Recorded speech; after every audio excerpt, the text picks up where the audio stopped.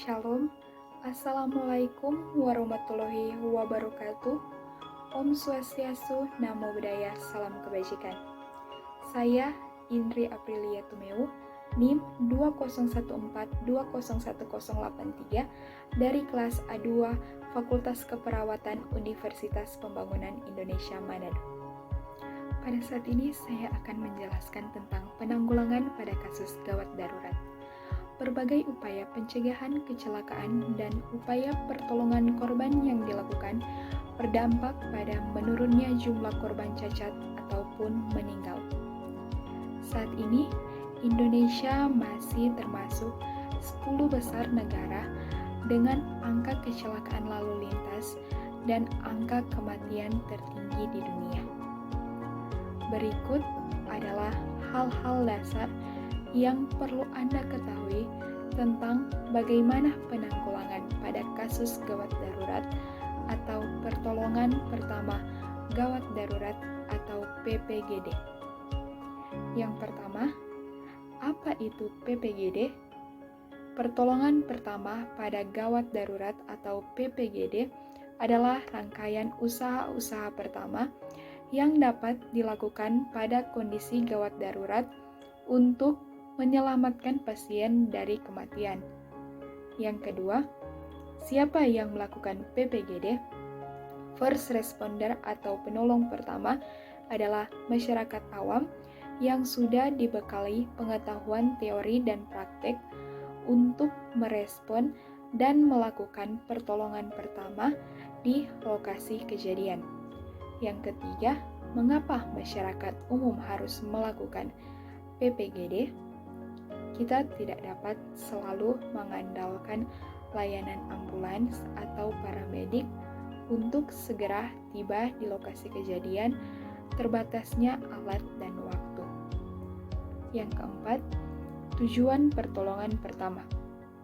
A. Menyelamatkan nyawa korban. B. Meringankan penderitaan korban. C. Mencegah cedera atau penyakit menjadi lebih parah. Yang ke-D. Mempertahankan daya tahan korban. Dan yang ke-E. Mencarikan pertolongan lebih lanjut. Yang kelima, bagaimana cara melakukan PPGD? Dengan mengikuti algoritma dasar PPGD. A. Ada pasien tidak sadar. B.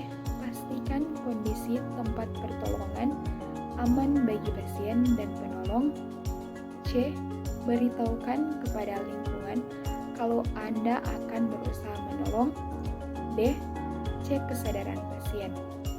Yang keenam, cara mengecek kesadaran pasien dengan metode AVPU. A atau alert, dengan mengecek kesadaran korban. Jika korban tidak sadar, lanjut ke poin V. V atau verbal, panggil korban dengan berbicara keras di telinga korban dan jangan menggoyang atau menyentuh pasien. Jika tidak merespon, lanjut ke poin P. P atau pain. Cobalah beri rangsangan nyeri pada pasien, misalnya dengan menekan bagian putih dari kuku tangan, atau selain itu dapat juga dengan menekan bagian tengah tulang atau area di atas mata. U. Unresponsive. Jika pasien masih tidak bereaksi, maka pasien berada dalam keadaan unresponsive. Dalam keadaan seperti ini, segera panggil bantuan dari pihak medis. Yang ketujuh, call for help. Cara meminta bantuan pada petugas medis. A. Telepon ambulan 119 setelah melakukan pertolongan pertama, tapi jika ada 2 orang atau lebih, minta tolong ke orang lain untuk menelepon sementara Anda memberikan pertolongan. B. Ketika meminta tolong orang lain memanggilkan ambulan, jangan teriak tanpa arah. Teriaklah pada satu orang yang spesifik, lebih baik orang yang pertama kali Anda lihat. Teriakan tanpa arah akan membuat orang lain bingung. C. Saat menelepon ambulans untuk meminta bantuan medis, beritahukanlah jumlah korban, kesadaran korban atau sadar atau tidak sadar, dan selanjutnya perkirakan usia dan jenis kelamin, tempat terjadinya kegawatan, dan pada kasus gawat darurat akibat kecelakaan, walaupun Anda berniat baik ingin menolong, sebaiknya jangan asal memindahkan pasien korban kecelakaan, karena memindahkan pasien gawat darurat dengan cara keliru bisa beresiko fatal bahkan meninggal. Halo teman-teman, saat ini saya akan merekomendasikan kampus yang bagus di Manado, yaitu Universitas Pembangunan Indonesia Manado. UNPI Manado ini memiliki 6 fakultas, yaitu Fakultas Keperawatan, Fakultas Pertanian, Fakultas Teknik, Fakultas Ilmu Sosial dan Politik, Fakultas Hukum, dan Fakultas Sastra. Buat teman-teman yang ingin melanjutkan studi di bidang kesehatan, khususnya keperawatan, saya menyarankan UNPI Manado sebagai tempat melanjutkan studi kalian.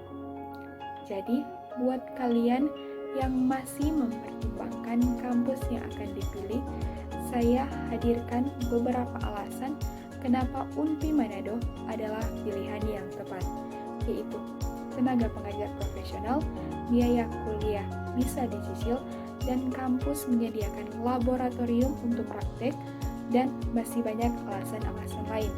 Jadi, jangan ragu lagi untuk segera daftarkan diri Anda di Universitas Pembangunan Indonesia Manado.